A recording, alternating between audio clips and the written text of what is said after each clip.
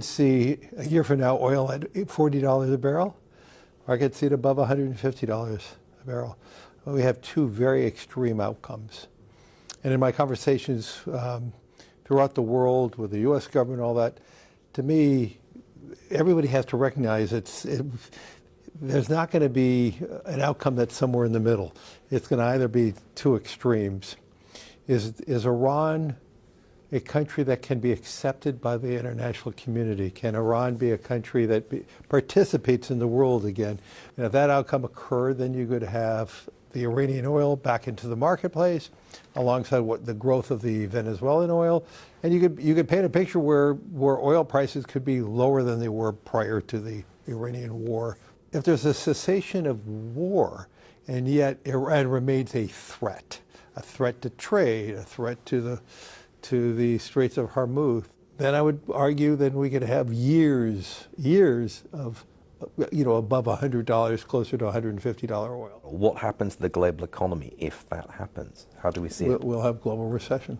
The US is essentially energy independent. Should other countries, including the UK, maximize their energy resources, including their oil and gas reserves? You need to use what you have to provide more abundance in your country. In the UK, you have some solar, you have some wind, you do have hydrocarbons.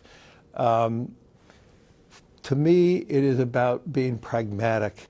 But on oil and gas, use what you've got is the message. Use what you have, unquestionably, but also aggressively move towards alternative sources too. It all feels a bit 2007, surging energy prices. We're seeing some cracks in the financial system, particularly in private credit. Mm-hmm. Are those little tremors, before an earthquake? Does this feel very 2007 to you? I don't see any similarities at all.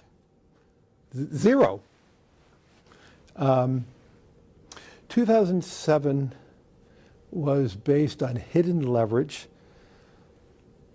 just gigantic leverage balance sheets. This is not a leverage balance sheet problem. And it was the leverage that was the foundation of the fall of 2008. We've seen trillions of dollars pumped into AI. When Jamie Dimon did an interview with the BBC recently, he said a lot of that money might end up wasted. Are we in a bubble? Will a lot of that money be wasted? What do you make of that? I do not believe we have a bubble at all. That being said, could we have one or two failures in AI? Sure, I'm fine with that. Okay, that's market mechanisms. I believe there's a race for technology dominance. I believe if we do not invest more, China wins.